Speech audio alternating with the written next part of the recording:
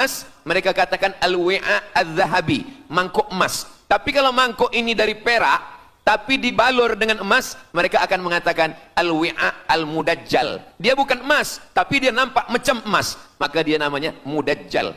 Begitu juga dengan al-masih ini. Al-masih yang betul-betul al-masih, dia adalah al-masih Isa anak Maryam. Tapi ada yang macam al-masih, bentuknya macam al-masih, macam mukjizat al-masih, tapi dia bukan al-masih. Itulah dia al-masih ad-dajjal. Sebenarnya mereka sedang menunggu al-masih ad-dajjal. Kita pula sebelum salam, kita minta perlindungan kepada Allah dari al-masih ad-dajjal. Allahumma inni a'udzubika min adzabi jahannam wa min adzabil qabri wa min fitnatil mahya wal mamat wa min syarri fitnatil masihid dajjal. Kita minta tolong pada Allah supaya jauh daripada dajjal. Mereka menunggu dajjal. Kenapa mereka ingin menunggu dajjal? Sebab menurut mereka, bila al-masih dajjal ini datang, maka nanti kambing akan berdamai dengan serigala. Semua akan hidup tenang dan mereka akan menjadi penguasa dunia. Selain daripada Yahudi Israel adalah ghaim. Ghaim adalah keledai tunggangan. Jadi sebenarnya sesiapa saja pun yang bukan Yahudi, dia hanya akan menjadi keledai. Dan mereka ini adalah agama yang juga sebagai suku bangsa, yang juga sebagai sebuah negeri. Kita Islam, agama kita, tapi bangsa kita Melayu. Dan kita tinggal duduk, ada Melayu di Sumatera, ada Melayu di Semenanjung, ada Melayu di Kalimantan, Borneo. Melayu tersebar di beberapa negara. Tapi Yahudi tiga. Yahudi sebagai agama, Yahudi sebagai bangsa, Yahudi sebagai negeri. Mereka ingin mewujudkan ketiga-tiga ini menjadi satu. Kami bangsa Yahudi, kami agama Yahudi, dan kami punya negeri Yahudi. Itulah keinginan mereka. Maka mereka sedang menantikan raja mereka. Raja mereka adalah Al-Masih Ad-Dajjal. Dan Al-Masih Ad-Dajjal ini akan turun kalau syarat-syarat ini mereka penuhi. Kata Syekh Fargallah dalam subjek Al-Milal wan Nihal. Maka yang pertama diminta oleh Al-Masih Ad-Dajjal ini adalah semua Yahudi kembali kepada bumi Israel. Mereka mengatakan itu bumi punya dia dan semua akan kembali. Rupa-rupanya mereka tiada punya negeri. Sama macam nasib orang Kurdi. Kurdi ada di Turki, Kurdi ada di Irak, Kurdi ada di beberapa belahan bumi. Syekh Amin Al-Kurdi, mursyid tarekat Naqsabandiyah di Mesir, orang Kurdi, tapi duduk di Mesir. Syekh Muhammad Said Ramadan Al-Buti, orang Kurdi, tapi duduk di Suriah. Salahuddin Al-Ayyubi, orang Kurdi, tapi dia raja di Mesir. Mereka pun di seluruh dunia ada, tapi mereka tak ada punya negeri. Maka mereka ingin mengambil Palestina, mereka ingin kembali ke negeri yang menurut mereka inilah adalah hadiah daripada Tuhan, kerana Tuhan kalah bertembung, bertarung dengan nenek moyang mereka bernama Israel menurut hikayat mereka. Yang ini semuanya adalah asatirul awalin, hanya dongeng-dongeng nenek moyang mereka zaman silam. Lalu kemudian datanglah Theodor Herzl menghadap kepada Sultan Abdul Hamid, Sultan Turki. Mereka ingin membayar dengan ratusan keping emas. Apa kata Sultan Abdul Hamid? Dulu Palestina itu diambil dengan darah dan nyawa, maka saya tidak akan memberikannya dengan emas. Lalu kemudian apa yang terjadi? Mereka menghalau Sultan Abdul Hamid dengan seorang lelaki bernama Mustafa Kemal Ataturk. Lalu kemudian hilanglah khilafah Islamiyah. Ketika khilafah Islamiyah tahun 1924 ini jatuh, hilang, tumbang, maka ketika itu umat Islam tidak lagi ada pelindung. Dan ketika itulah mereka mengambil Palestina. Mereka merebut, mereka mengambil, seperti yang dikatakan Sayyidina Muhammad sallallahu alaihi wasallam, kamu akan diperebutkan seperti makanan yang ada di atas meja makan. Satu mengambil kakinya, satu merebut kepalanya, satu mengambil dadanya, dan tercabik-cabik, dicakar, dimakan, dipotong. Tak ada satu pun yang peduli. Alhamdulillah, kita malam ini masih peduli. Kita sedang mengajarkan kepada belia-belia, kita sedang mengajarkan kepada pemuda-pemuda Islam. Mudah-mudahan sampai anak cucu kita sampai hari kiamat masih lagi peduli kepada Palestina, insya-Allah. Allahu Akbar. Semua Yahudi kembali ke Palestina. Maka sekarang mereka sudah berkumpul. Berapa jumlah mereka? 9 juta Yahudi sudah berada di Palestina. Itu syarat supaya Al-Masih itu turun. Sebab Al-Masih tidak mahu turun kalau Yahudi-Yahudi ini tidak kembali ke Palestina menurut mereka. Maka Yahudi dari Rusia kembali, Yahudi yang ada dari Amerika kembali semuanya. Dari mula tahun 1946 sampailah hari ini 2025, tahun hadapan 2026, 80 tahun lamanya mereka sudah berkumpul menunggu kedatangan Al-Masih dengan cara berkumpul. Dan mereka yang datang ini hanya keturunan Yahudi dari puak ibunya saja. Yahudi ini tidak menerima dari puak ayah. Jadi kalau ada ayahnya Yahudi, emaknya tak Yahudi, dia tiada diterima. Sebab mereka guna dari puak ibu. Maka bila ibunya Yahudi, maka dia akan diterima. Ada satu Yahudi yang tidak diterima, Yahudi Falasha dari Afrika. Yahudi Falasha ini datang, mereka dari Ethiopia, mereka menyeberang ke Sudan, dari Sudan mereka masuk ke Mesir, dan mereka datang ke Palestina. Mereka pun nak masuk juga, tapi mereka tertolak. Sebab dia mengaku Yahudi, tapi kulit dia hitam.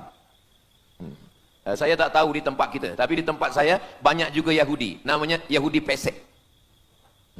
Kulit dia hitam, hidung dia pesek, tapi otak dia Yahudi. Ini lebih berbahaya lagi.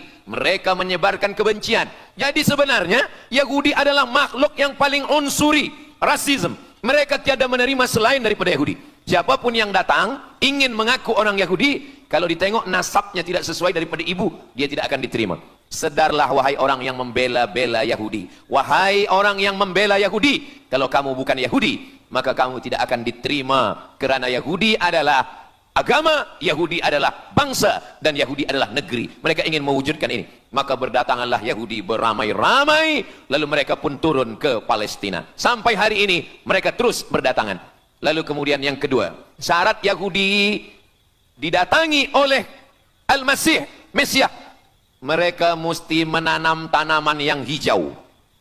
Jadi kalau mereka bayangkan, Al-Masih ini sedang berada di langit, dia selalu memandang ke bawah. Dia tengok, Yahudi dah berkumpul atau belum? Kalau berkumpul dia tak nak turun. Bila dah berkumpul semua ramai, baru dia turun. Dah berkumpul 5 juta, dia belum juga turun. Dah berkumpul 9 juta, dia belum juga turun. Rupanya yang kedua, dia ingin supaya tanah Palestina itu hijau.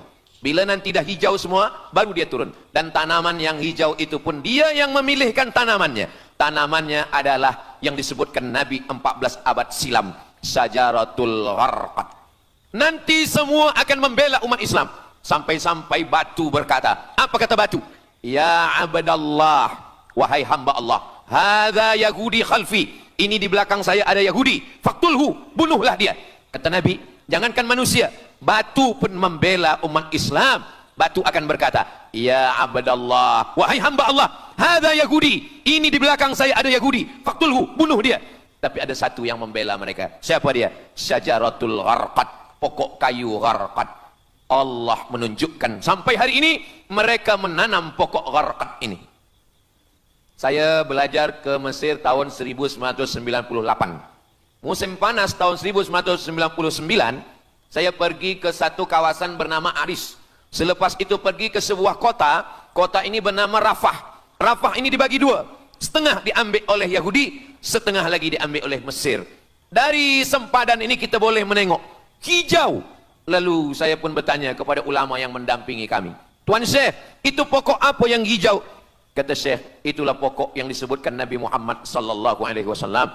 Pokok itu bernama Syajaratul Gharqad, dan mereka memang menanam pokok itu sekarang. Supaya apa? Supaya Al-Masih menengok dari atas, bila dia tengok dah hijau, dia pun akan turun menurut keyakinan Yahudi. Yahudi sudah berkumpul 9 juta orang. Pokok Gharqad sudah ditanam, sudah. Ada lagi. Apa dia?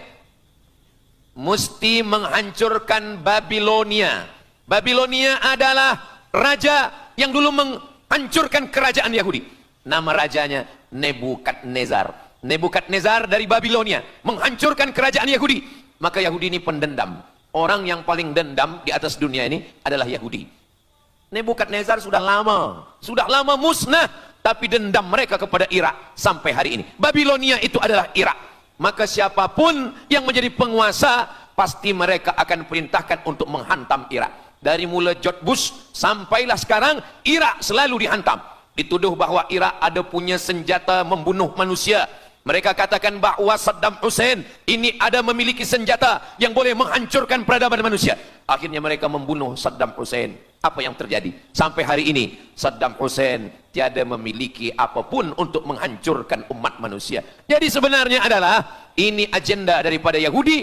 Mereka ingin menghancurkan Babilonia, dan Babilonia itu adalah Irak pada zaman modern sekarang ini. Setiap penguasa pasti menghancurkan Irak sebab mereka amat sangat benci dan dendam kesumat kepada Irak. Ada buku judulnya Al-Yahud fi Masr, orang Yahudi di Mesir. Lalu kemudian seorang jenderal Yahudi bernama Musa Dayan buta matanya sebelah. Lalu Musa Dayan ini meminta kepada Presiden Prancis bernama De Gaulle. Lalu De Gaulle pun menelpon Presiden Mesir bernama Anwar Sadat. Bukunya ada, saya simpan di rumah. Dia katakan bahwa kepada Anwar Sadat, wahai Tuan Presiden Anwar Sadat, ini mami yang ada di Museum Mesir Kaherah itu sedang sakit.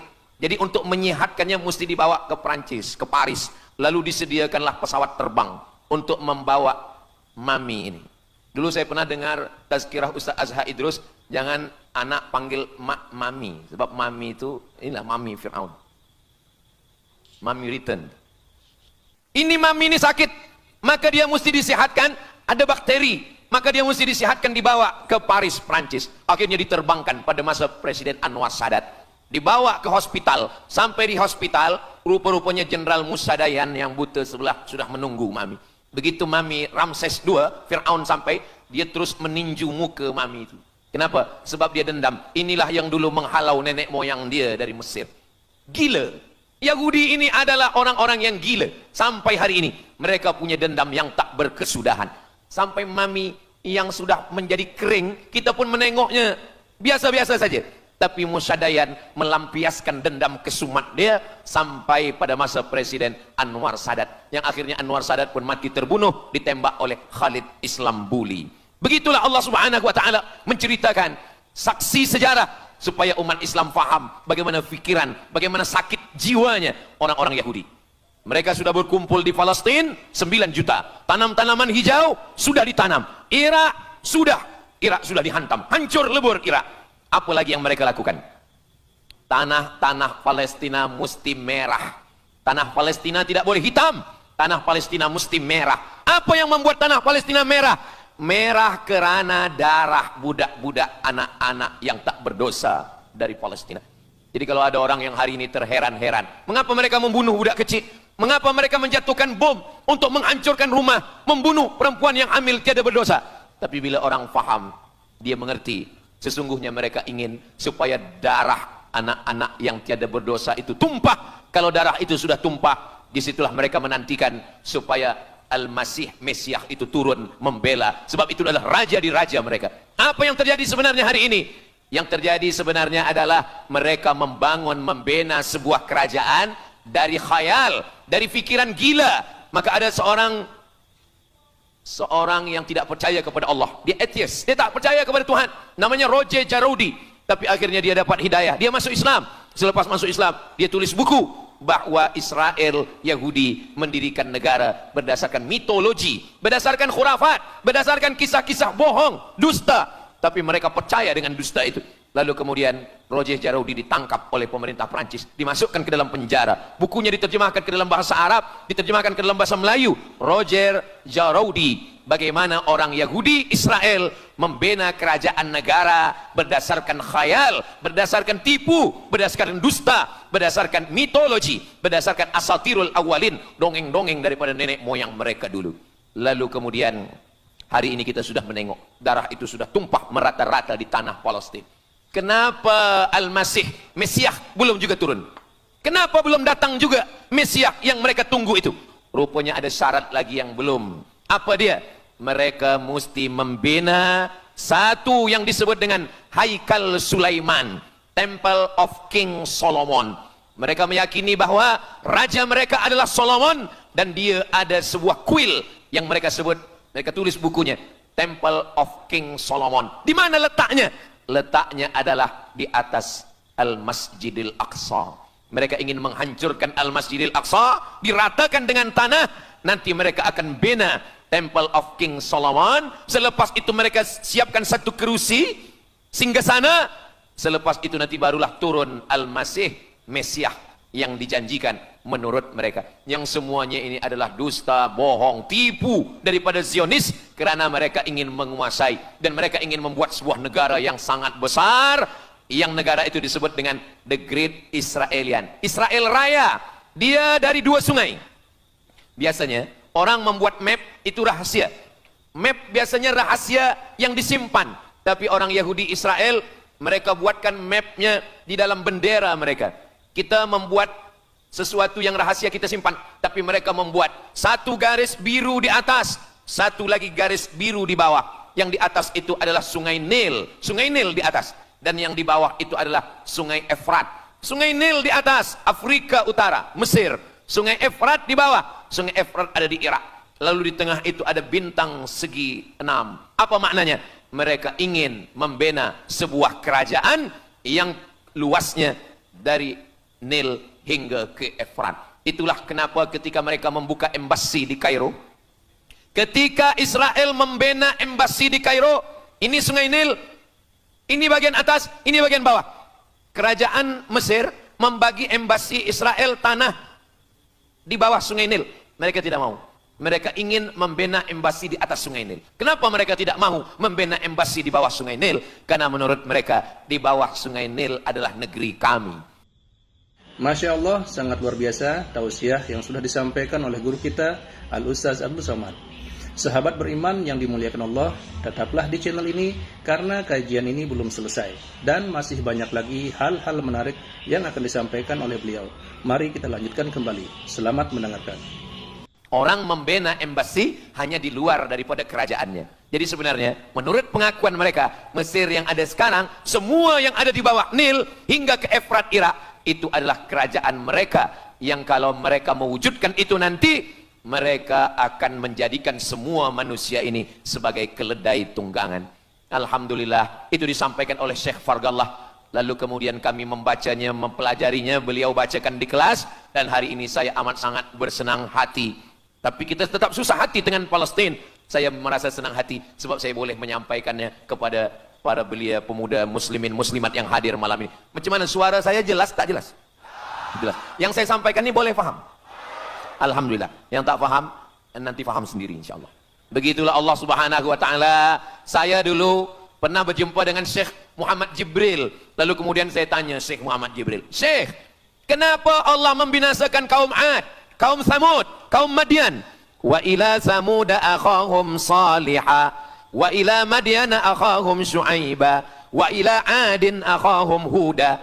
Madian, Samud, Ad, semuanya musnah. Irama dzatil imad, Iram hilang semuanya. Tapi kenapa Yahudi ini masih ada sekarang? Kenapa Allah tak musnahkan? Kata Syekh Muhammad Jibril, Allah Maha Kuasa untuk memusnahkan Yahudi Israel. Senang saja bagi Allah. Innama amruhu idza arada syai'an ayyaqula lahu kun fayakun. Yahudi Israel mati semua rata dengan tanah. Satu jeritan malaikat mati mereka semua. Allah goncangkan bumi, habis mereka ditelan bumi. Ya bunayya, wahai anakku, kalaulah Israel Yahudi ini mati, lalu kamu masuk surga dengan apa, kata dia. Sebenarnya Allah masih menyisakan Yahudi ini supaya kita berjuang. Sekarang ada umat Islam yang amat sangat lemah. Dia bukannya ikut berjuang, tapi melemahkan perjuangan orang. Bila ada umat Islam yang berkumpul beramai-ramai, solidariti tentang Palestina, dia berkata, katanya Allah Maha Kuasa, kenapa Allah tak binasakan? Dulu, arsalna alaihim tayran ababil, datang burung ababil, tarmihim bi'ijaratin min sijil. Mana ababil sekarang? Kenapa Allah tak kirimkan ababil? Saya pun pernah tanyakan ini kepada masyayikh, Syekh, kenapa Allah tak kirimkan ababil? Dulu, ketika Abdul Muttalib memegang kunci Ka'bah, masa itu tak ada orang beriman. Abdul Muttalib bersendirian, lalu kemudian dia datang ke Ka'bah, dia letakkan kunci itu. Ya Allah, inna lihadzal baiti rabban yahmih. Saya sendiri seorang saja, saya tak sanggup untuk menolong Ka'bah. Inna lihadzal baiti rabban yahmih. Ka'bah ini ada pemiliknya, Ka'bah ini ada pelindungnya, Allah akan melindungi. Itulah mengapa Allah mengirimkan alam tara kaifa fa'ala rabbuka bi ashabil fil alam yaj'al kaidahum fi tadlil. Kenapa Allah kirimkan tayran ababil? Karena tidak ada orang beriman, hanya Abdul Muttalib sendiri. Tapi sekarang 2 miliar orang beriman yang bersyahadat asyhadu an la ilaha illallah wa asyhadu anna muhammadan rasulullah. Itulah kenapa Allah tidak mengirimkan tayran ababil. Itulah kenapa Allah tidak membuatkan goncangan. Itulah kenapa. Tapi sedikit banyak Allah mulai menurunkan pertolongannya. Kalau sudah datang pertolongan Allah Subhanahu wa taala, idza jaa nasrullah, kalau sudah datang pertolongan Allah, idza jaa nasrullah wal fath, kemenangan. Wa ra'aitan nasa yadkhuluna fi dinillahi afwaja. Insyaallah, alaysa subuhu biqarib. Subuh tak lama lagi. Pertolongan Allah pasti datang. Nasrum minallah wa fathun qarib. Hasbunallah wa ni'mal wakil. Ni'mal maula wa ni'man nasir. Wala haula wala quwata illa billahil aliyil azim. Kalau kita seorang cikgu, kalau kita seorang ulama, sampaikanlah kepada umat. Sebagai seorang ayah, sampaikan kepada anak. Sebagai seorang ahli keluarga, kita mesti ingatkan, buatkan baju dengan lambang, simbol, bendera penderitaan Palestina. Kalau kita menonton dengan keluarga di rumah, tontonkan bagaimana penderitaan anak-anak di Palestina. Saya di rumah ada gambar besar, gambar Palestina. Sehingga setiap kali tamu datang, kita bercerita, dia tanya, ini gambar apa nih Ustaz? Inilah gambar saudara kita yang sedang teraniaya di Palestina. Malam ini kita guna sorban, kita pakai sorban yang mengingatkan kita kepada Palestina. Apapun yang kita lakukan, jangan lupa menyampaikan khutbah Jumat, qunut nazilah, Allahumma ansuril Islam wal muslimina fi Palestina. Silahul mu'min, doa silahul mu'min. Kalau kita tiada senjata lagi, maka sesungguhnya doa. Man lam yahtam bi amril muslimin, siapa yang tak peduli kepada penderitaan saudaranya di Palestina, falaisa minhum, dia tidak diakui sebagai umat Nabi Muhammad sallallahu alaihi wasallam. Orang beriman bukan setakat sembahyang subuh, zuhur, asar, maghrib, isya. Orang beriman bukan setakat ditengok berapa kali dia ke Baitullah haji dan umrah, tapi orang beriman bagaimana perasaan dia kepada saudaranya. Maka kata Nabi SAW, la yu'minu ahadukum, kamu tidak beriman, kalaupun kamu beriman, belum sempurna, hatta yuhibba li akhi, sampai engkau sayang kepada saudaramu. Ma yuhibbu li nafsih, sayang kepada saudara seperti sayang pada diri sendiri. Kalau anak saudara kita di Palestina teraniaya, kita lebih teraniaya. Kalau pipi kita dicubit sakit, begitu juga dengan saudara kita di Palestina. Kita memang hidup pada zaman yang susah, yang payah. Beruntunglah datuk nenek moyang kita 100 tahun yang lampau. Mereka selamat dari fitnah ini. Tapi kita pun tak boleh mengutuk nasib. Mengapa saya hidup sekarang? Kenapa kami hidup tahun 1447 ini ya Allah? Tentu ada hikmahnya. Allah hidupkan kita hari ini. Kenapa saya tak hidup zaman Nabi? Kalau ada pemuda belia sekarang datang kepada Ustaz Abdul Somad, Ustaz Somad, kenapa saya tak hidup zaman Nabi? Kalau saya hidup zaman Nabi mungkin saya baik. Kamu yang komplain kepada Allah, kalau kamu hidup zaman Nabi mungkin tidak ikut Nabi, ikut Abu Lahab, ikut Abu Jahal.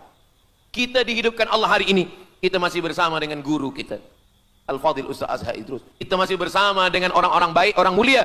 Alaikum bil jamaah, kata Nabi SAW. Man syadza syadza finnar, jangan bersendirian, sendirian masuk neraka. Kita mesti berjamaah. Alhamdulillah, yang ada kuasa dengan kuasanya, yang ada fatwa dengan fatwanya, yang ada ilmu dengan ilmunya.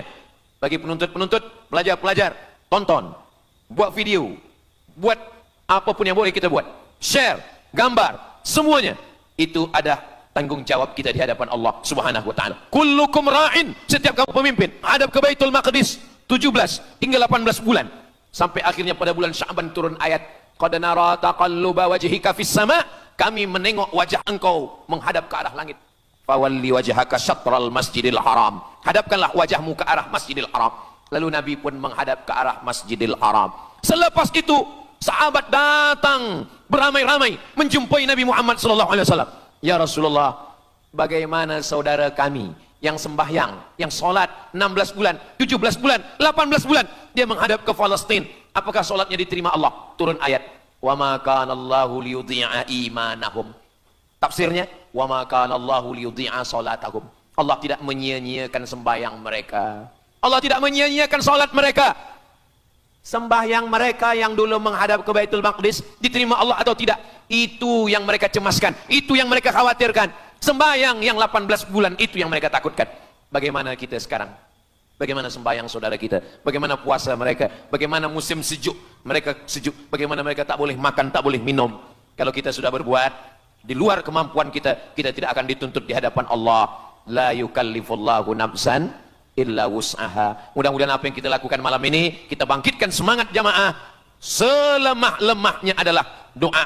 Selemah-lemah kekuatan orang beriman adalah melafazkan doa kepada Allah supaya Allah memberikan pertolongan. Tak ada yang susah bagi Allah Subhanahu wa taala. Itulah yang boleh Al-Faqir sampaikan pada malam hari ini, solidariti kita tentang Palestina. Mudah-mudahan ada manfaatnya. Banyak cakap kata yang tak berkenan di hati, menyinggung perasaan. Saya memohon maaf, beribu-ribu maaf. Mudah-mudahan yang kita lakukan malam ini diridhai Allah Subhanahu wa taala dan boleh kita bawa bekal menghadap Allah. Bila kita mati ditanya oleh Allah, inilah jawaban kita. Kami sudah berkumpul, kami sudah bangkitkan semangat, kami sudah berdoa, kami sudah menjelaskan bagaimana jahatnya Yahudi di Palestina. Akhirnya saya tutup dengan pantun penutup, menangkap puyuh di Bukit Selasih. Thank you dan terima kasih.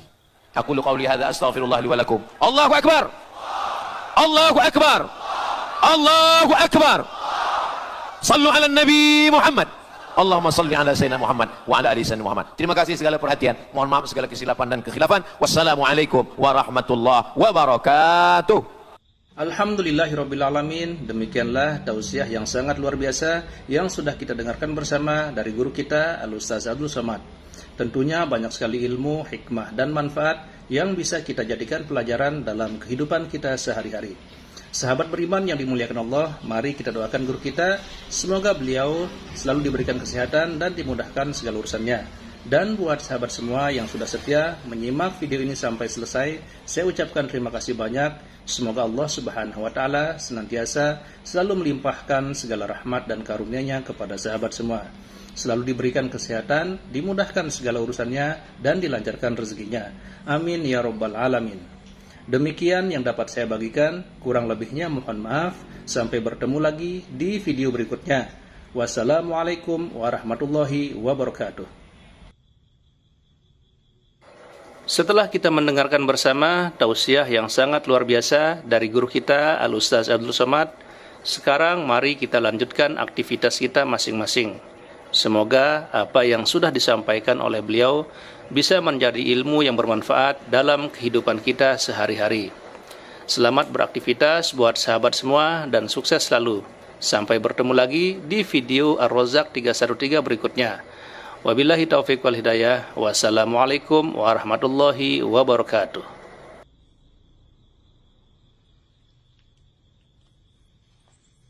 Bismillahirrahmanirrahim. Assalamualaikum warahmatullahi wabarakatuh. Alhamdulillahirrabbilalamin. Wassalatu wassalamu ala asyrafil anbiya'i wal mursalin Sayyidina Muhammadin wa ala alihi wa sahbihi ajma'in, amma ba'du. Sahabat beriman yang dirahmati Allah, syukur alhamdulillah kita bertemu lagi di channel Ar-Razzaq 313. Pada kesempatan yang berbahagia ini, saya mengajak kita semua untuk bersama-sama mendengarkan tausiah yang sangat luar biasa yang akan disampaikan oleh guru kita Al-Ustaz Abdul Somad. Tentunya banyak sekali ilmu, hikmah dan manfaat yang bisa kita jadikan pelajaran dalam kehidupan kita sehari-hari. Berikut ini mari kita sama-sama dengarkan isi tausiah beliau. Selamat mendengarkan.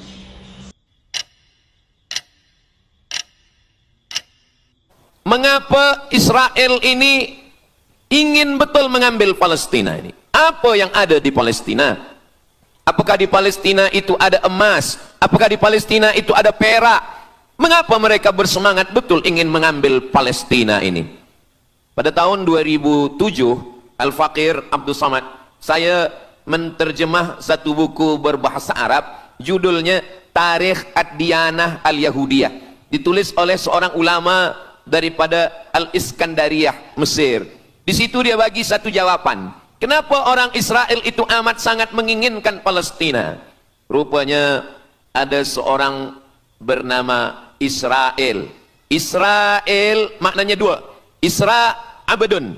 El bahasa Hebrew language, bahasa Ibrani. El artinya Tuhan. Israel artinya hamba Tuhan. Tapi mereka punya makna yang kedua. Israel artinya al-musari' lillah. Al-musari' lillah, orang yang bergulat, orang yang mengalahkan Tuhan. Rupanya Tuhan pernah kalah.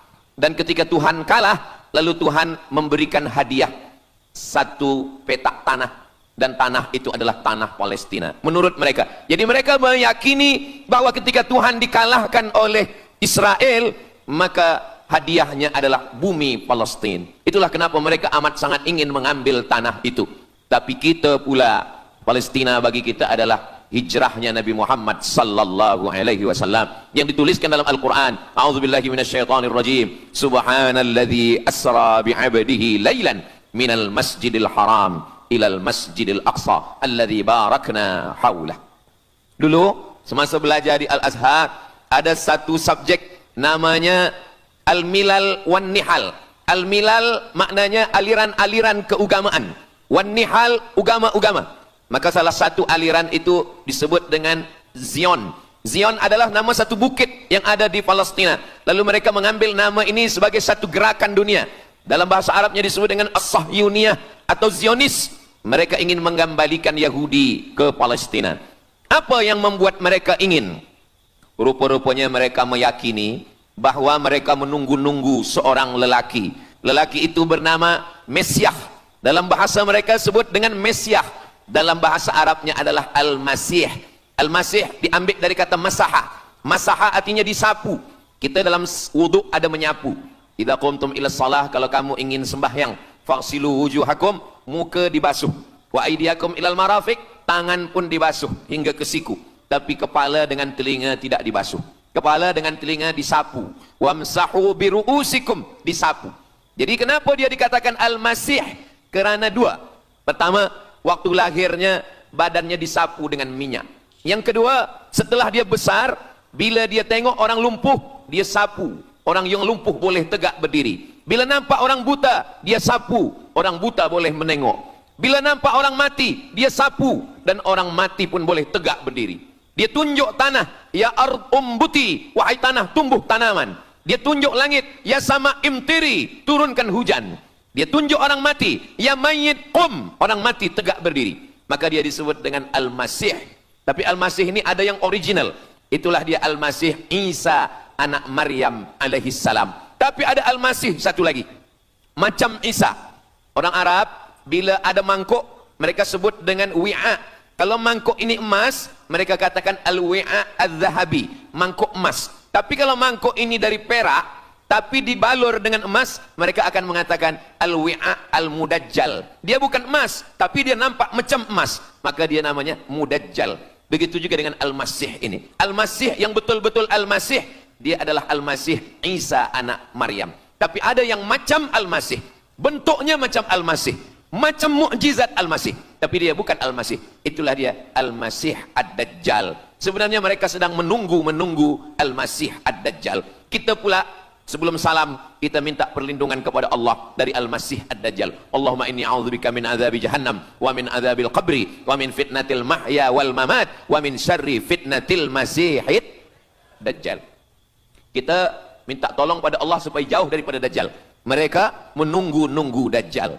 Kenapa mereka ingin menunggu Dajjal? Sebab menurut mereka, bila Al-Masih Dajjal ini datang, maka nanti kambing akan berdamai dengan serigala. Semua akan hidup tenang dan mereka akan menjadi penguasa dunia. Selain daripada Yahudi Israel adalah ghaim. Ghaim adalah keledai tunggangan. Jadi sebenarnya sesiapa saja pun yang bukan Yahudi, dia hanya akan menjadi keledai. Dan mereka ini adalah agama yang juga sebagai suku bangsa, yang juga sebagai sebuah negeri. Kita Islam, agama kita, tapi bangsa kita Melayu. Dan kita tinggal duduk, ada Melayu di Sumatera, ada Melayu di Semenanjung, ada Melayu di Kalimantan, Borneo. Melayu tersebar di beberapa negara.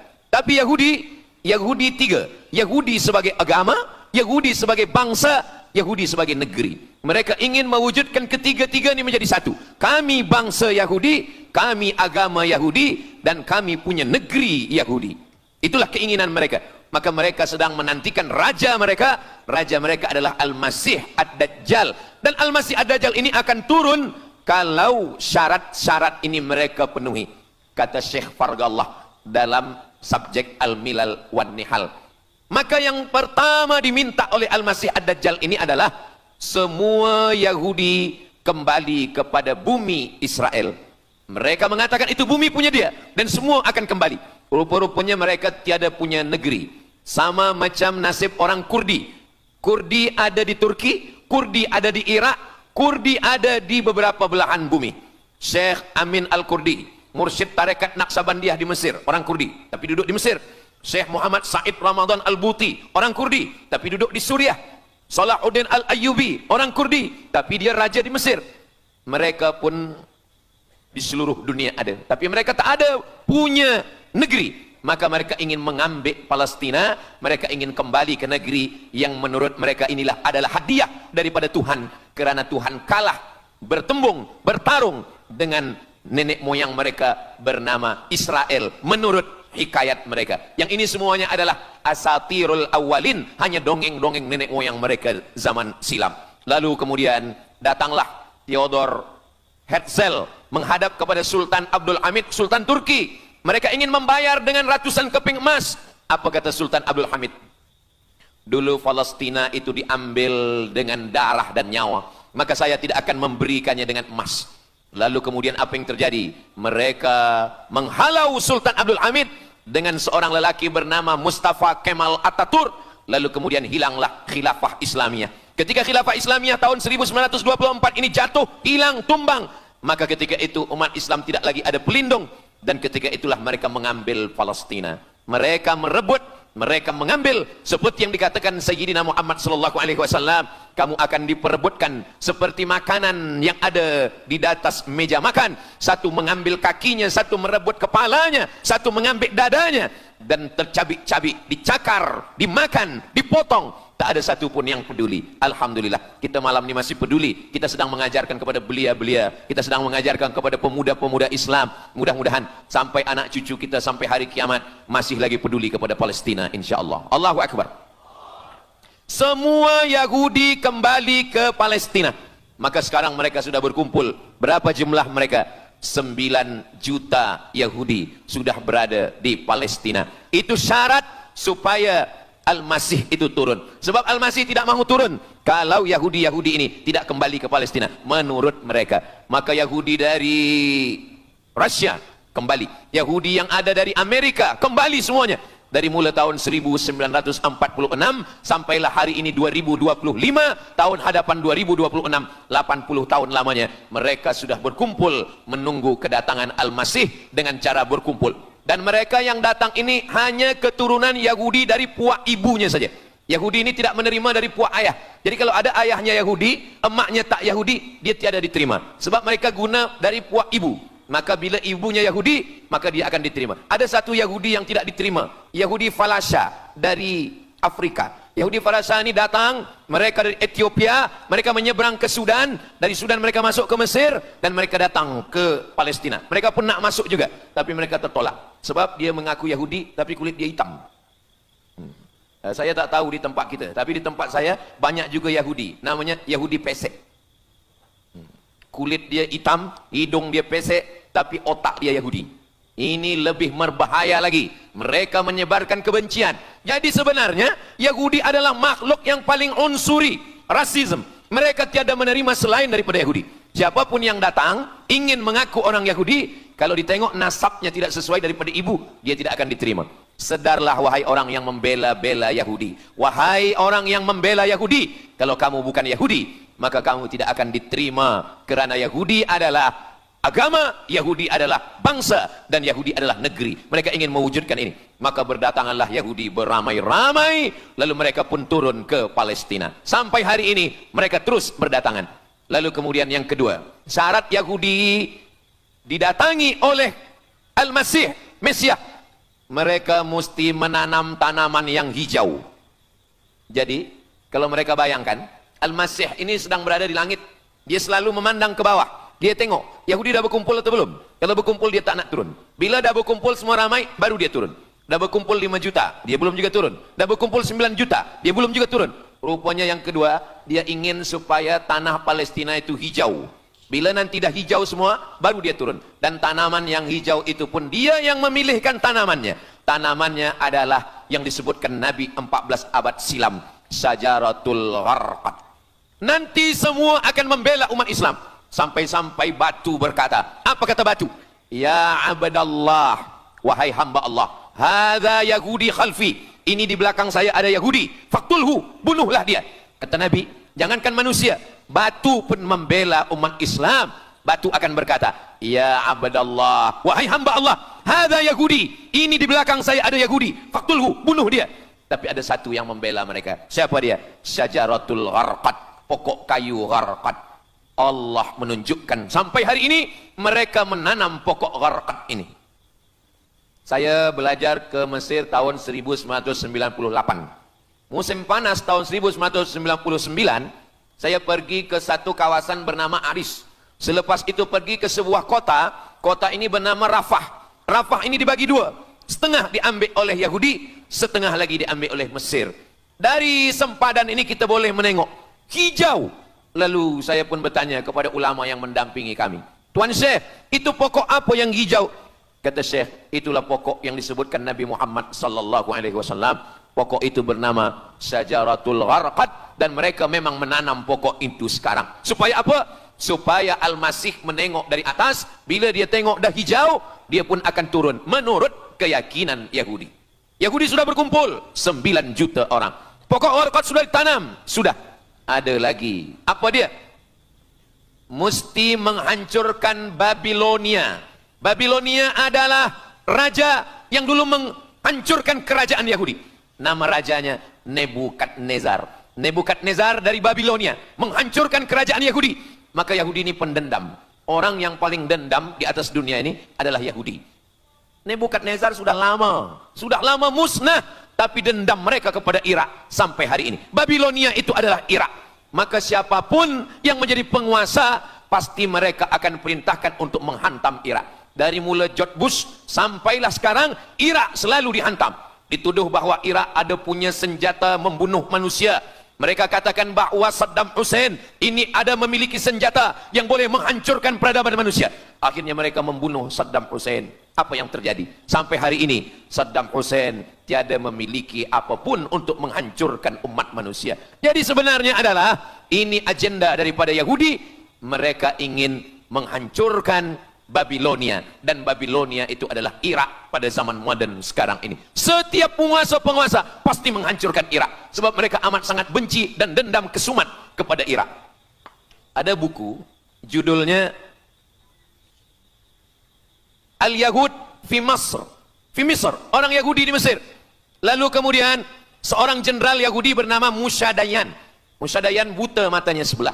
Lalu Musa Dayan ini meminta kepada Presiden Prancis bernama De Gaulle. Lalu De Gaulle pun menelpon Presiden Mesir bernama Anwar Sadat. Bukunya ada, saya simpan di rumah. Dia katakan bahwa kepada Anwar Sadat, wahai Tuan Presiden Anwar Sadat, ini mami yang ada di Museum Mesir Kaherah itu sedang sakit.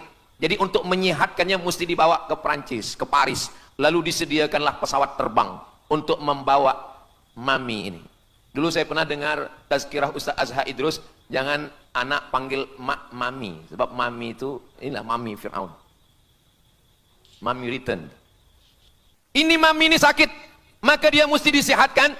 Ada bakteri, maka dia mesti disehatkan, dibawa ke Paris, Prancis. Akhirnya diterbangkan pada masa Presiden Anwar Sadat, dibawa ke hospital. Sampai di hospital, rupa-rupanya Jenderal Musa Dayan yang buta sebelah sudah menunggu mami. Begitu mami Ramses II, Fir'aun sampai, dia terus meninju muka mami itu. Kenapa? Sebab dia dendam. Inilah yang dulu menghalau nenek moyang dia dari Mesir. Gila. Yahudi ini adalah orang-orang yang gila. Sampai hari ini mereka punya dendam yang tak berkesudahan.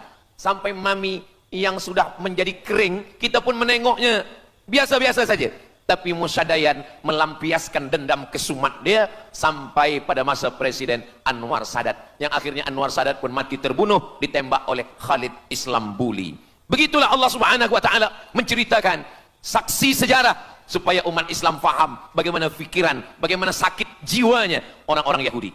Mereka sudah berkumpul di Palestina 9 juta. Tanam-tanaman hijau sudah ditanam. Irak sudah dihantam, hancur lebur Irak. Apa lagi yang mereka lakukan?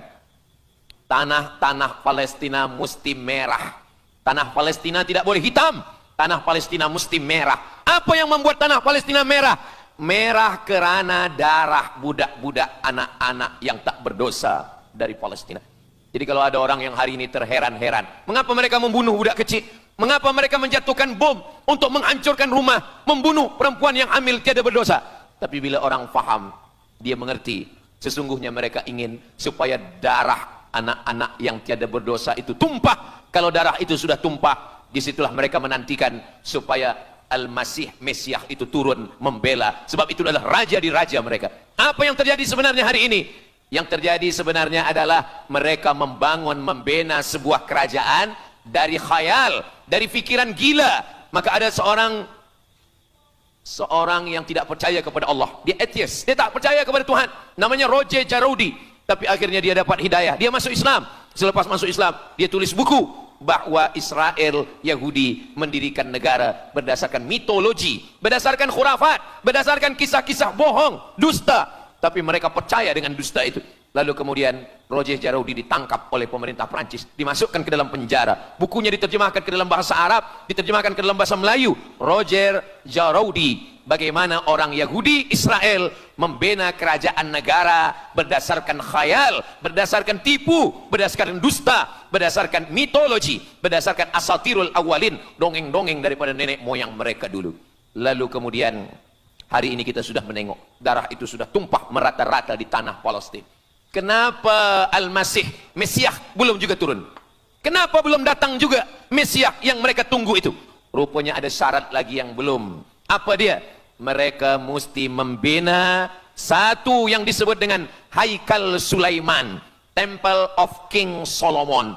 Mereka meyakini bahwa raja mereka adalah Solomon, dan dia ada sebuah kuil yang mereka sebut, mereka tulis bukunya, Temple of King Solomon. Di mana letaknya? Letaknya adalah di atas Al-Masjidil Aqsa. Mereka ingin menghancurkan Al-Masjidil Aqsa, diratakan dengan tanah. Nanti mereka akan bina Temple of King Solomon. Selepas itu mereka siapkan satu kerusi singgasana. Selepas itu nanti barulah turun Al-Masih, Mesias yang dijanjikan menurut mereka. Yang semuanya ini adalah dusta, bohong, tipu daripada Zionis, kerana mereka ingin menguasai dan mereka ingin membuat sebuah negara yang sangat besar, yang negara itu disebut dengan The Great Israelian, Israel Raya. Dia dari dua sungai. Biasanya orang membuat map itu rahasia. Map biasanya rahasia yang disimpan. Tapi orang Yahudi Israel, mereka buatkan mapnya di dalam bendera mereka. Kita membuat sesuatu yang rahasia kita simpan, tapi mereka membuat satu garis biru di atas, satu lagi garis biru di bawah. Yang di atas itu adalah sungai Nil, sungai Nil di atas, dan yang di bawah itu adalah sungai Efrat. Sungai Nil di atas, Afrika Utara, Mesir. Sungai Efrat di bawah, sungai Efrat ada di Irak. Lalu di tengah itu ada bintang segi 6. Apa maknanya? Mereka ingin membina sebuah kerajaan yang luasnya dari Nil hingga ke Efrat. Itulah kenapa ketika mereka membuka embasi di Kairo, ketika Israel membina embasi di Kairo, ini sungai Nil, ini bagian atas, ini bagian bawah. Kerajaan Mesir membagi embasi Israel tanah di bawah sungai Nil. Mereka tidak mau. Mereka ingin membina embasi di atas sungai Nil. Kenapa mereka tidak mau membina embasi di bawah sungai Nil? Karena menurut mereka di bawah sungai Nil adalah negeri kami. Masya Allah, sangat luar biasa tausiah yang sudah disampaikan oleh guru kita Al-Ustaz Abdul Somad. Sahabat beriman yang dimuliakan Allah, tetaplah di channel ini karena kajian ini belum selesai dan masih banyak lagi hal-hal menarik yang akan disampaikan oleh beliau. Mari kita lanjutkan kembali. Selamat mendengarkan. Orang membina embasi hanya di luar daripada kerajaannya. Jadi sebenarnya menurut pengakuan mereka, Mesir yang ada sekarang, semua yang ada di bawah Nil hingga ke Efrat Irak, itu adalah kerajaan mereka, yang kalau mereka mewujudkan itu nanti, mereka akan menjadikan semua manusia ini sebagai keledai tunggangan. Alhamdulillah, itu disampaikan oleh Syekh Fargallah. Lalu kemudian kami membacanya, mempelajarinya, beliau bacakan di kelas, dan hari ini saya amat sangat bersenang hati. Tapi kita tetap susah hati dengan Palestina. Saya merasa senang hati sebab saya boleh menyampaikannya kepada para belia pemuda muslimin muslimat yang hadir malam ini. Macam mana suara saya, jelas tak jelas? Jelas. Yang saya sampaikan ini boleh faham? Alhamdulillah. Yang tak faham nanti faham sendiri insyaallah. Begitulah Allah Subhanahu wa taala. Saya dulu pernah berjumpa dengan Syekh Muhammad Jibril. Lalu kemudian saya tanya Syekh Muhammad Jibril, "Syekh, kenapa Allah membinasakan kaum Ad? kaum Samud, kaum Madian. Wa ila Samud akhahum Salihah, wa ila Madian akhahum Syuaiba, wa ila Adin akhahum Huda. Madian, Samud, Ad, semuanya musnah. Iram dzatil imad. Iram, hilang semuanya. Tapi kenapa Yahudi ini masih ada sekarang? Kenapa Allah tak musnahkan? Kata Syekh Muhammad Jibril, Allah Maha Kuasa untuk memusnahkan Yahudi, Israel. Senang saja bagi Allah. Innama amruhu idza arada syai'an ayyaqula lahu kun fayakun. Yahudi Israel mati semua rata dengan tanah. Satu jeritan malaikat mati mereka semua. Allah goncangkan bumi, habis mereka ditelan bumi. Ya bunayya, wahai anakku, kalaulah Israel Yahudi ini mati, lalu kamu masuk surga dengan apa, kata dia. Sebenarnya Allah masih menyisakan Yahudi ini supaya kita berjuang. Sekarang ada umat Islam yang amat sangat lemah. Dia bukannya ikut berjuang, tapi melemahkan perjuangan orang. Bila ada umat Islam yang berkumpul beramai-ramai, solidariti tentang Palestin, dia berkata, katanya Allah Maha Kuasa, kenapa Allah tak binasakan? Dulu, arsalna alaihim tayran ababil, datang burung ababil, tarmihim bi'ijaratin min sijil. Mana ababil sekarang? Kenapa Allah tak kirimkan ababil? Saya pun pernah tanyakan ini kepada masyayikh. Syekh, kenapa Allah tak kirimkan ababil? Dulu, ketika Abdul Muttalib memegang kunci Ka'bah, masa itu tak ada orang beriman. Abdul Muttalib bersendirian.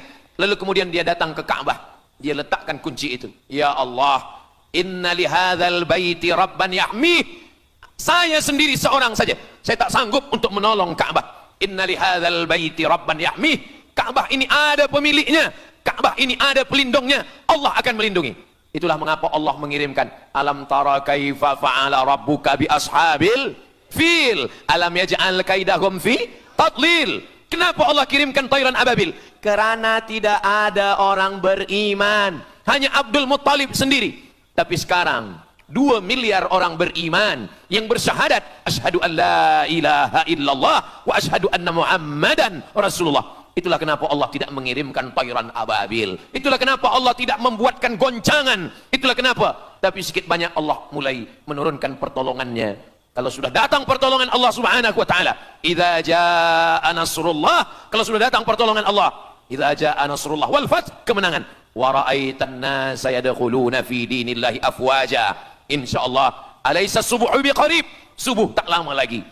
Pertolongan Allah pasti datang.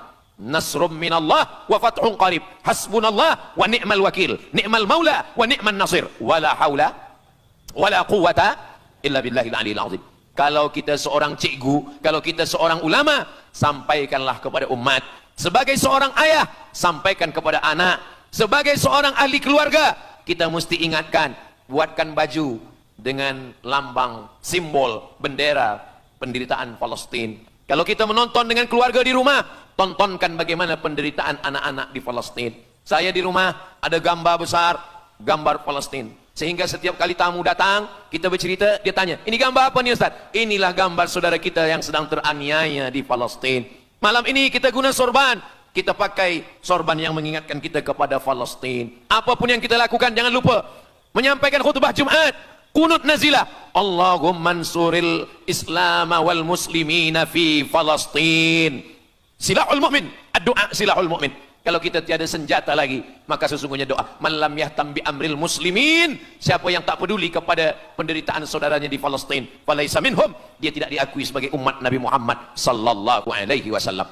Orang beriman bukan setakat sembahyang subuh, zuhur, asar, maghrib, isya. Orang beriman bukan setakat ditengok berapa kali dia ke Baitullah haji dan umrah, tapi orang beriman bagaimana perasaan dia kepada saudaranya. Maka kata Nabi SAW, la yu'minu ahadukum, kamu tidak beriman, kalaupun kamu beriman, belum sempurna, hatta yuhibba li akhi, sampai engkau sayang kepada saudaramu. Ma yuhibbu li nafsih, sayang kepada saudara seperti sayang pada diri sendiri. Kalau anak saudara kita di Palestina teraniaya, kita lebih teraniaya. Kalau pipi kita dicubit sakit, begitu juga dengan saudara kita di Palestina. Kita memang hidup pada zaman yang susah, yang payah. Beruntunglah datuk nenek moyang kita 100 tahun yang lampau. Mereka selamat dari fitnah ini. Tapi kita pun tak boleh mengutuk nasib. Mengapa saya hidup sekarang? Kenapa kami hidup tahun 1447 ini ya Allah?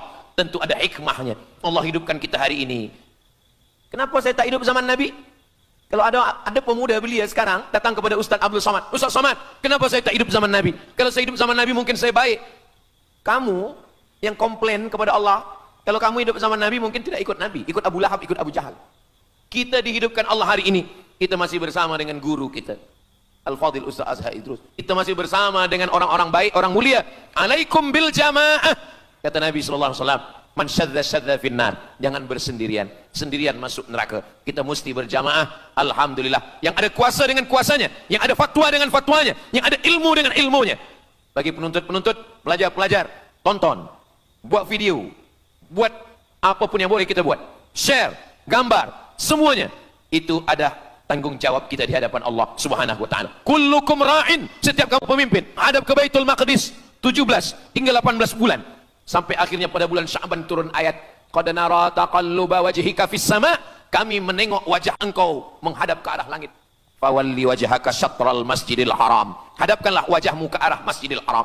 Lalu Nabi pun menghadap ke arah Masjidil Haram. Selepas itu sahabat datang beramai-ramai menjumpai Nabi Muhammad SAW. Ya Rasulullah, bagaimana saudara kami yang sembahyang, yang sholat 16 bulan, 17 bulan, 18 bulan, dia menghadap ke Palestina. Apakah sholatnya diterima Allah? Turun ayat, wa ma kana Allahu liyudhi'a imanahum. Tafsirnya, wa ma kana Allahu liyudhi'a sholatahum. Allah tidak menyia-nyiakan sembahyang mereka. Allah tidak menyia-nyiakan sholat mereka. Sembahyang mereka yang dulu menghadap ke Baitul Maqdis diterima Allah atau tidak? Itu yang mereka cemaskan, itu yang mereka khawatirkan. Sembahyang yang 18 bulan itu yang mereka takutkan. Bagaimana kita sekarang? Bagaimana sembahyang saudara kita? Bagaimana puasa mereka? Bagaimana musim sejuk? Mereka sejuk. Bagaimana mereka tak boleh makan, tak boleh minum? Kalau kita sudah berbuat di luar kemampuan kita, kita tidak akan dituntut di hadapan Allah. La yukallifullahu nafsan illa wus'aha. Mudah-mudahan apa yang kita lakukan malam ini, kita bangkitkan semangat jamaah. Selemah-lemahnya adalah doa.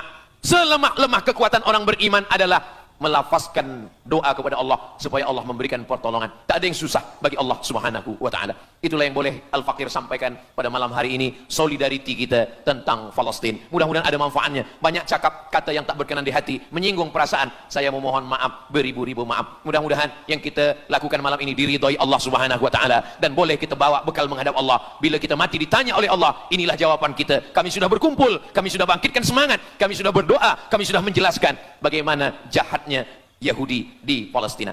Akhirnya saya tutup dengan pantun penutup, menangkap puyuh di Bukit Selasih. Thank you dan terima kasih. Aku qauli hadza astaghfirullah li wa lakum. Allahu akbar. Allahu akbar. Allahu akbar. Sallu ala Nabi Muhammad. Allahumma salli ala Sayyidina Muhammad wa ala ali Sayyidina Muhammad. Terima kasih segala perhatian. Mohon maaf segala kesilapan dan kekhilafan. Wassalamualaikum warahmatullahi wabarakatuh. Alhamdulillahirrabbilalamin. Demikianlah tausiah yang sangat luar biasa yang sudah kita dengarkan bersama dari guru kita Al-Ustaz Abdul Somad. Tentunya banyak sekali ilmu, hikmah dan manfaat yang bisa kita jadikan pelajaran dalam kehidupan kita sehari-hari. Sahabat beriman yang dimuliakan Allah, mari kita doakan guru kita, semoga beliau selalu diberikan kesehatan dan dimudahkan segala urusannya. Dan buat sahabat semua yang sudah setia menyimak video ini sampai selesai, saya ucapkan terima kasih banyak. Semoga Allah Subhanahu wa taala senantiasa selalu melimpahkan segala rahmat dan karunia-Nya kepada sahabat semua. Selalu diberikan kesehatan, dimudahkan segala urusannya dan dilancarkan rezekinya. Amin ya rabbal alamin. Demikian yang dapat saya bagikan, kurang lebihnya mohon maaf. Sampai bertemu lagi di video berikutnya. Wassalamualaikum warahmatullahi wabarakatuh. Setelah kita mendengarkan bersama tausiah yang sangat luar biasa dari guru kita Al-Ustaz Abdul Somad, sekarang mari kita lanjutkan aktivitas kita masing-masing. Semoga apa yang sudah disampaikan oleh beliau bisa menjadi ilmu yang bermanfaat dalam kehidupan kita sehari-hari. Selamat beraktivitas buat sahabat semua dan sukses selalu. Sampai bertemu lagi di video Ar-Razzaq 313 berikutnya. Wabillahi taufiq wal hidayah. Wassalamualaikum warahmatullahi wabarakatuh.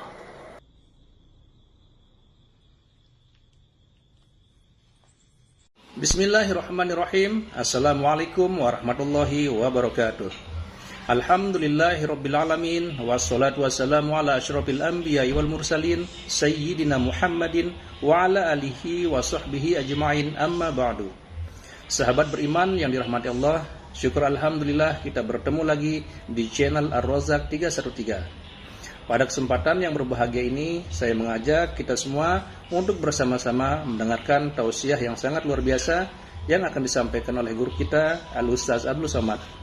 Tentunya banyak sekali ilmu, hikmah, dan manfaat yang bisa kita jadikan pelajaran dalam kehidupan kita sehari-hari. Berikut ini, mari kita sama-sama dengarkan isi tausiah beliau. Selamat mendengarkan.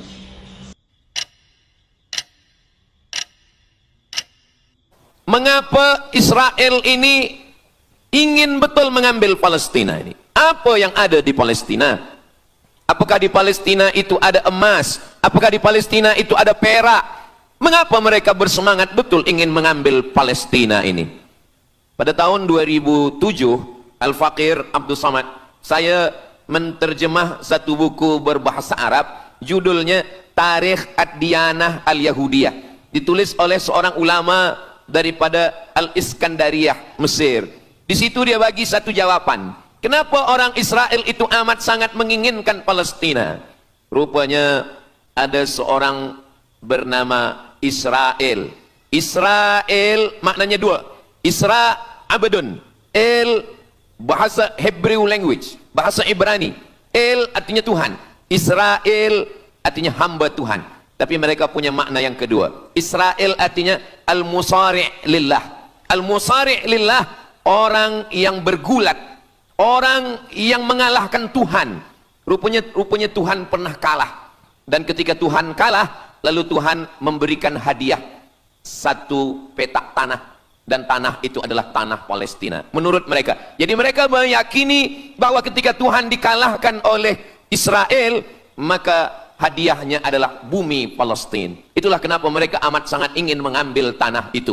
Tapi kita pula, Palestina bagi kita adalah hijrahnya Nabi Muhammad sallallahu alaihi wasallam yang dituliskan dalam Al-Qur'an. A'udzubillahi minasyaitonir rajim. Subhanalladzi asra bi'abdihi lailan minal masjidil haram ilal masjidil aqsa alladzi barakna haulah. Dulu semasa belajar di Al-Azhar ada satu subjek namanya Al-Milal wan Nihal. Al-Milal maknanya aliran-aliran keugamaan. Wan Nihal ugama-ugama. Maka salah satu aliran itu disebut dengan Zion. Zion adalah nama satu bukit yang ada di Palestina. Lalu mereka mengambil nama ini sebagai satu gerakan dunia. Dalam bahasa Arabnya disebut dengan As-Sahyuniyah atau Zionis. Mereka ingin mengembalikan Yahudi ke Palestina. Apa yang membuat mereka ingin? Rupa-rupanya mereka meyakini bahwa mereka menunggu-nunggu seorang lelaki. Lelaki itu bernama Mesiah. Dalam bahasa mereka sebut dengan Mesiah. Dalam bahasa Arabnya adalah Al-Masih. Al-Masih diambil dari kata masaha. Masaha artinya disapu. Kita dalam wudhu ada menyapu. Idza qumtum ila shalah, kalau kamu ingin sembahyang, faghsilu wujuhakum, muka dibasuh. Wa aydiyakum ilal marafiq, tangan pun dibasuh hingga ke siku. Tapi kepala dengan telinga tidak dibasuh. Kepala dengan telinga disapu. Wamsahu biru'usikum, disapu. Jadi kenapa dia dikatakan Al-Masih? Kerana dua.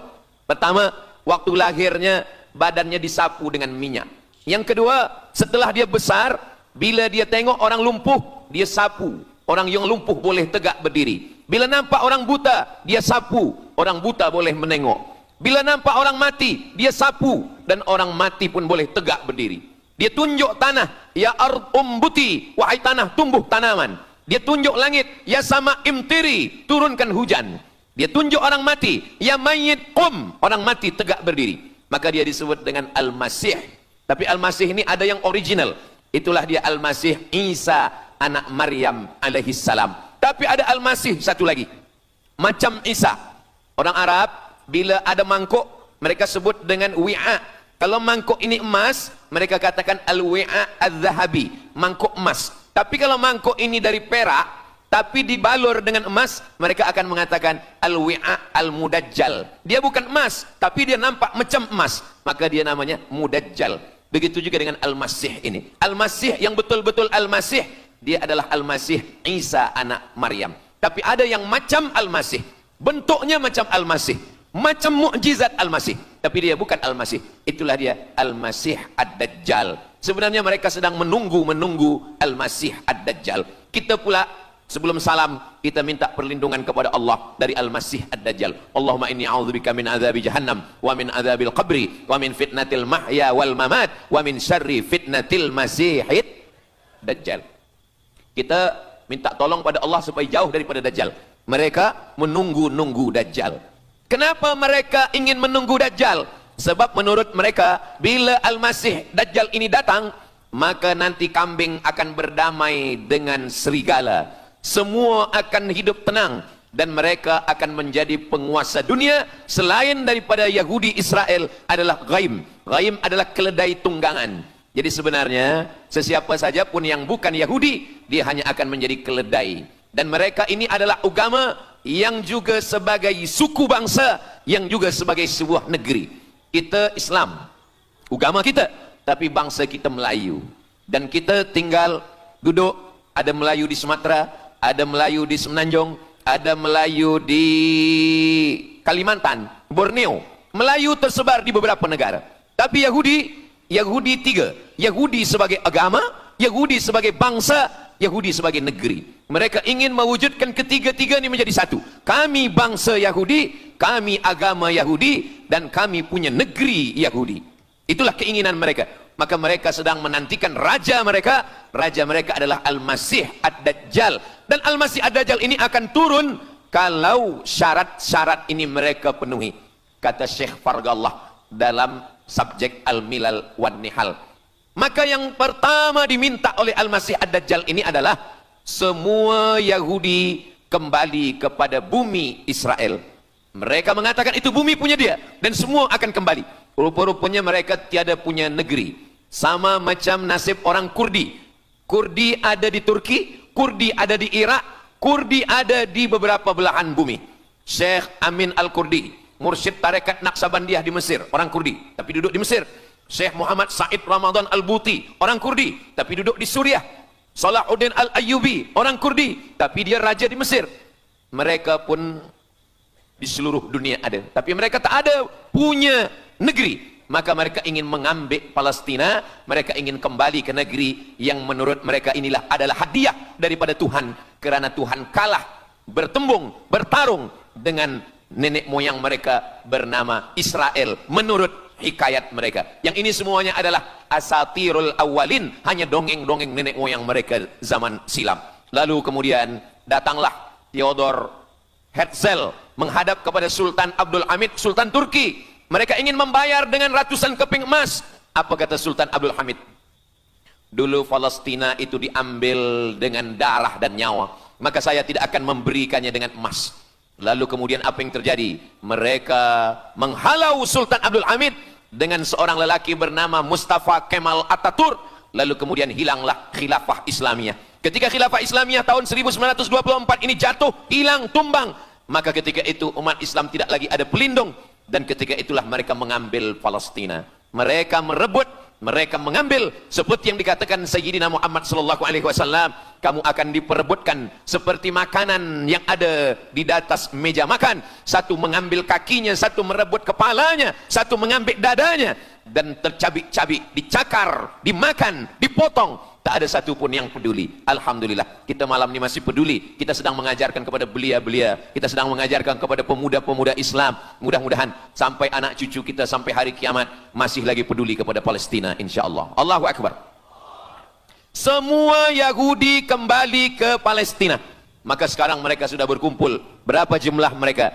9 juta Yahudi sudah berada di Palestina. Itu syarat supaya Al-Masih itu turun. Sebab Al-Masih tidak mahu turun kalau Yahudi-Yahudi ini tidak kembali ke Palestina menurut mereka. Maka Yahudi dari Rusia kembali, Yahudi yang ada dari Amerika kembali semuanya. Dari mulai tahun 1946 sampailah hari ini 2025, tahun hadapan 2026, 80 tahun lamanya mereka sudah berkumpul menunggu kedatangan Al-Masih dengan cara berkumpul. Dan mereka yang datang ini hanya keturunan Yahudi dari puak ibunya saja. Yahudi ini tidak menerima dari puak ayah. Jadi kalau ada ayahnya Yahudi, emaknya tak Yahudi, dia tiada diterima. Sebab mereka guna dari puak ibu. Maka bila ibunya Yahudi, maka dia akan diterima. Ada satu Yahudi yang tidak diterima, Yahudi Falasha dari Afrika. Yahudi Farasani datang, mereka dari Ethiopia, mereka menyeberang ke Sudan, dari Sudan mereka masuk ke Mesir, dan mereka datang ke Palestina. Mereka pun nak masuk juga, tapi mereka tertolak. Sebab dia mengaku Yahudi, tapi kulit dia hitam. Saya tak tahu di tempat kita, tapi di tempat saya banyak juga Yahudi, namanya Yahudi pesek. Kulit dia hitam, hidung dia pesek, tapi otak dia Yahudi. Ini lebih berbahaya lagi. Mereka menyebarkan kebencian. Jadi sebenarnya Yahudi adalah makhluk yang paling unsuri, rasisme. Mereka tiada menerima selain daripada Yahudi. Siapapun yang datang ingin mengaku orang Yahudi, kalau ditengok nasabnya tidak sesuai daripada ibu, dia tidak akan diterima. Sedarlah wahai orang yang membela-bela Yahudi. Wahai orang yang membela Yahudi, kalau kamu bukan Yahudi, maka kamu tidak akan diterima. Kerana Yahudi adalah agama, Yahudi adalah bangsa, dan Yahudi adalah negeri. Mereka ingin mewujudkan ini. Maka berdatanganlah Yahudi beramai-ramai, lalu mereka pun turun ke Palestina. Sampai hari ini mereka terus berdatangan. Lalu kemudian yang kedua, syarat Yahudi didatangi oleh Al-Masih, Mesias, mereka mesti menanam tanaman yang hijau. Jadi kalau mereka bayangkan, Al-Masih ini sedang berada di langit, dia selalu memandang ke bawah. Dia tengok, Yahudi dah berkumpul atau belum? Kalau berkumpul dia tak nak turun. Bila dah berkumpul semua ramai, baru dia turun. Dah berkumpul 5 juta, dia belum juga turun. Dah berkumpul 9 juta, dia belum juga turun. Rupanya yang kedua, dia ingin supaya tanah Palestina itu hijau. Bila nanti dah hijau semua, baru dia turun. Dan tanaman yang hijau itu pun dia yang memilihkan tanamannya. Tanamannya adalah yang disebutkan Nabi 14 abad silam, Syajaratul Gharqad. Nanti semua akan membela umat Islam. Sampai-sampai batu berkata, apa kata batu? Ya abdallah, wahai hamba Allah, hadza Yahudi khalfi, ini di belakang saya ada Yahudi, faktulhu, bunuhlah dia. Kata Nabi, jangankan manusia, batu pun membela umat Islam. Batu akan berkata, ya abdallah, wahai hamba Allah, hadza Yahudi, ini di belakang saya ada Yahudi, faktulhu, bunuh dia. Tapi ada satu yang membela mereka. Siapa dia? Syajaratul Gharqad, pokok kayu Gharqad. Allah menunjukkan sampai hari ini mereka menanam pokok Gharqad ini. Saya belajar ke Mesir tahun 1998. Musim panas tahun 1999, saya pergi ke satu kawasan bernama Aris.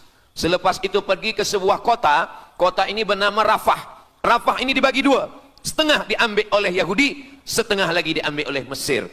Dari sempadan ini kita boleh menengok hijau. Lalu saya pun bertanya kepada ulama yang mendampingi kami, Tuan Syekh, itu pokok apa yang hijau? Kata Syekh, itulah pokok yang disebutkan Nabi Muhammad sallallahu alaihi wasallam. Pokok itu bernama Syajaratul Gharqad, dan mereka memang menanam pokok itu sekarang. Supaya apa? Supaya Al-Masih menengok dari atas, bila dia tengok dah hijau, dia pun akan turun menurut keyakinan Yahudi. Yahudi sudah berkumpul 9 juta orang. Pokok Gharqad sudah ditanam, sudah. Ada lagi. Apa dia? Mesti menghancurkan Babilonia. Babilonia adalah raja yang dulu menghancurkan kerajaan Yahudi.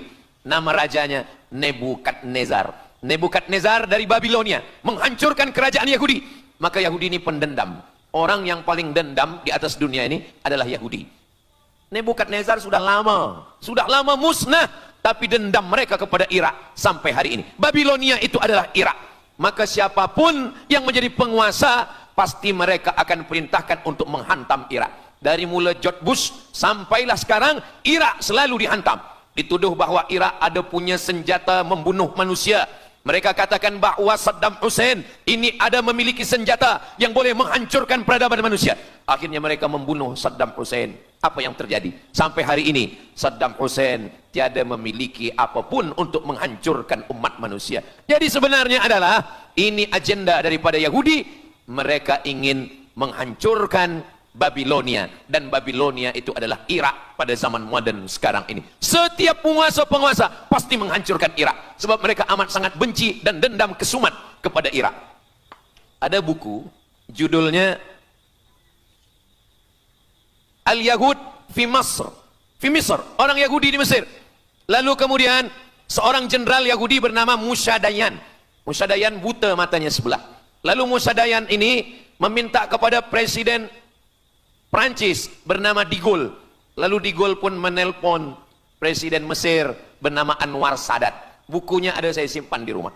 Dia katakan bahwa kepada Anwar Sadat, wahai Tuan Presiden Anwar Sadat, ini mami yang ada di Museum Mesir, Kaherah itu sedang sakit. Jadi untuk menyehatkannya mesti dibawa ke Prancis, ke Paris. Lalu disediakanlah pesawat terbang untuk membawa mami ini. Dulu saya pernah dengar tazkirah Ustaz Azhar Idrus, jangan anak panggil mami, sebab mami itu inilah mami Fir'aun. Mami return.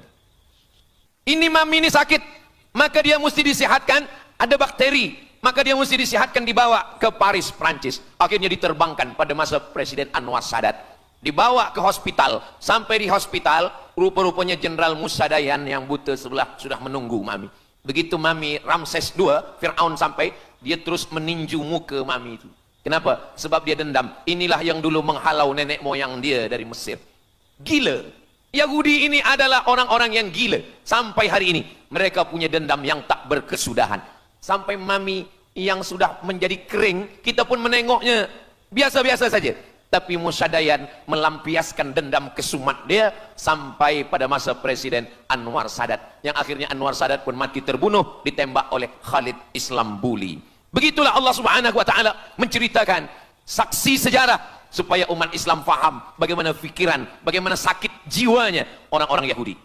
Mereka sudah berkumpul di Palestina 9 juta. Tanam-tanaman hijau sudah ditanam. Irak sudah dihantam, hancur lebur Irak. Apa lagi yang mereka lakukan? Tanah Palestina mesti merah. Tanah Palestina tidak boleh hitam. Tanah Palestina mesti merah. Apa yang membuat tanah Palestina merah? Merah kerana darah budak-budak, anak-anak yang tak berdosa dari Palestina. Jadi kalau ada orang yang hari ini terheran-heran, mengapa mereka membunuh budak kecil? Mengapa mereka menjatuhkan bom untuk menghancurkan rumah, membunuh perempuan yang hamil tiada berdosa? Tapi bila orang faham, dia mengerti. Sesungguhnya mereka ingin supaya darah anak-anak yang tiada berdosa itu tumpah. Kalau darah itu sudah tumpah, disitulah mereka menantikan supaya Al-Masih Mesiah itu turun membela. Sebab itu adalah raja di raja mereka. Apa yang terjadi sebenarnya hari ini? Yang terjadi sebenarnya adalah mereka membangun, membina sebuah kerajaan dari khayal, dari pikiran gila. Maka ada seorang yang tidak percaya kepada Allah, dia atheist, dia tak percaya kepada Tuhan, namanya Roger Jaraudi. Tapi akhirnya dia dapat hidayah, dia masuk Islam. Selepas masuk Islam, dia tulis buku bahwa Israel, Yahudi mendirikan negara berdasarkan mitologi, berdasarkan khurafat, berdasarkan kisah-kisah bohong, dusta. Tapi mereka percaya dengan dusta itu. Lalu kemudian Roger Jaraudi ditangkap oleh pemerintah Prancis, dimasukkan ke dalam penjara. Bukunya diterjemahkan ke dalam bahasa Arab, diterjemahkan ke dalam bahasa Melayu. Roger Jaraudi, bagaimana orang Yahudi Israel membina kerajaan negara berdasarkan khayal, berdasarkan tipu, berdasarkan dusta, berdasarkan mitologi, berdasarkan asatirul awalin, dongeng-dongeng daripada nenek moyang mereka dulu. Lalu kemudian hari ini kita sudah menengok darah itu sudah tumpah merata-rata di tanah Palestina. Kenapa Al-Masih Mesiah belum juga turun? Kenapa belum datang juga Mesiah yang mereka tunggu itu? Rupanya ada syarat lagi yang belum. Apa dia? Mereka mesti membina satu yang disebut dengan Haikal Sulaiman, Temple of King Solomon. Mereka meyakini bahwa raja mereka adalah Solomon, dan dia ada sebuah kuil yang mereka sebut, mereka tulis bukunya, Temple of King Solomon. Di mana letaknya? Letaknya adalah di atas Al-Masjidil Aqsa. Mereka ingin menghancurkan Al-Masjidil Aqsa, diratakan dengan tanah. Nanti mereka akan bina Temple of King Solomon. Selepas itu mereka siapkan satu kerusi singgasana. Selepas itu nanti barulah turun Al-Masih Mesiah yang dijanjikan menurut mereka. Yang semuanya ini adalah dusta, bohong, tipu daripada Zionis, kerana mereka ingin menguasai dan mereka ingin membuat sebuah negara yang sangat besar, yang negara itu disebut dengan The Great Israelian. Israel Raya, dia dari 2 sungai. Biasanya orang membuat map itu rahasia. Map biasanya rahasia yang disimpan. Tapi orang Yahudi Israel, mereka buatkan mapnya di dalam bendera mereka. Kita membuat sesuatu yang rahasia kita simpan, tapi mereka membuat satu garis biru di atas, satu lagi garis biru di bawah. Yang di atas itu adalah sungai Nil di atas, dan yang di bawah itu adalah sungai Efrat. Sungai Nil di atas, Afrika Utara, Mesir. Sungai Efrat di bawah, Sungai Efrat ada di Irak. Lalu di tengah itu ada bintang segi 6. Apa maknanya? Mereka ingin membina sebuah kerajaan yang luasnya dari Nil hingga ke Efrat. Itulah kenapa ketika mereka membuka embasi di Kairo, ketika Israel membina embasi di Kairo, ini Sungai Nil, ini bagian atas, ini bagian bawah. Kerajaan Mesir membagi embasi Israel tanah di bawah Sungai Nil. Mereka tidak mau. Mereka ingin membina embasi di atas Sungai Nil. Kenapa mereka tidak mau membina embasi di bawah Sungai Nil? Karena menurut mereka di bawah Sungai Nil adalah negeri kami. Masya Allah, sangat luar biasa tausiah yang sudah disampaikan oleh guru kita Al-Ustaz Abdul Somad. Sahabat beriman yang dimuliakan Allah, tetaplah di channel ini karena kajian ini belum selesai dan masih banyak lagi hal-hal menarik yang akan disampaikan oleh beliau. Mari kita lanjutkan kembali. Selamat mendengarkan. Orang membina embasi hanya di luar daripada kerajaannya. Jadi sebenarnya menurut pengakuan mereka, Mesir yang ada sekarang, semua yang ada di bawah Nil hingga ke Efrat Irak, itu adalah kerajaan mereka, yang kalau mereka mewujudkan itu nanti, mereka akan menjadikan semua manusia ini sebagai keledai tunggangan. Alhamdulillah, itu disampaikan oleh Syekh Fargallah. Lalu kemudian kami membacanya, mempelajarinya, beliau bacakan di kelas, dan hari ini saya amat sangat bersenang hati. Tapi kita tetap susah hati dengan Palestina. Saya merasa senang hati sebab saya boleh menyampaikannya kepada para belia pemuda muslimin muslimat yang hadir malam ini. Macam mana suara saya, jelas tak jelas? Jelas. Yang saya sampaikan ini boleh faham? Alhamdulillah. Yang tak faham, nanti faham sendiri insyaAllah. Begitulah Allah subhanahu wa ta'ala.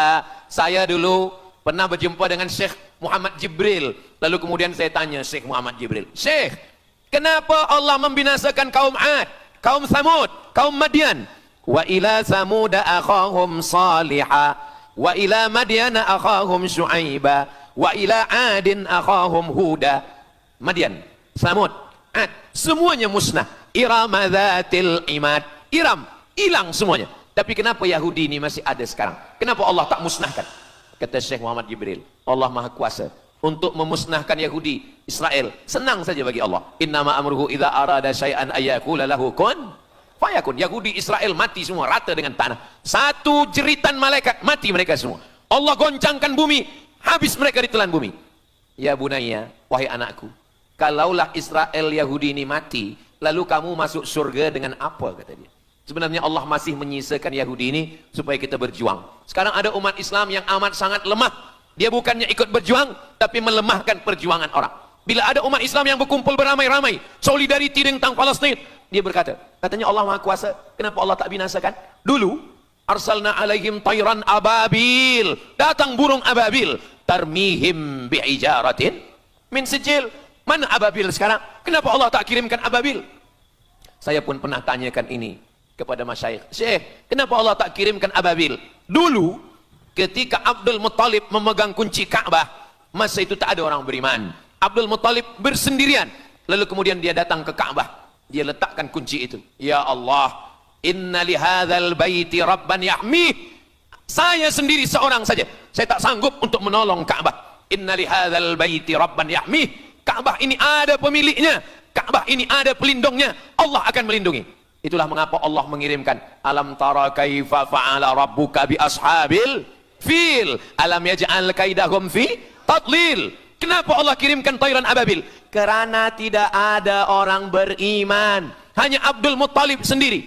Tapi sekarang 2 miliar orang beriman yang bersyahadat asyhadu an la ilaha illallah wa asyhadu anna muhammadan rasulullah. Itulah kenapa Allah tidak mengirimkan tayran ababil. Itulah kenapa Allah tidak membuatkan goncangan. Itulah kenapa. Tapi sedikit banyak Allah mulai menurunkan pertolongannya. Kalau sudah datang pertolongan Allah subhanahu wa ta'ala, idza jaa nasrullah, kalau sudah datang pertolongan Allah, idza jaa nasrullah wal